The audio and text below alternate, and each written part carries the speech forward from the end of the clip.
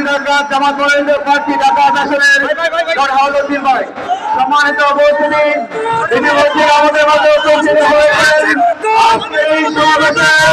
প্রধান অতিথি বাংলাদেশ জামাত ইসলামী সংগ্রামী জননেতা ডক্টর শফিকুর রহমান।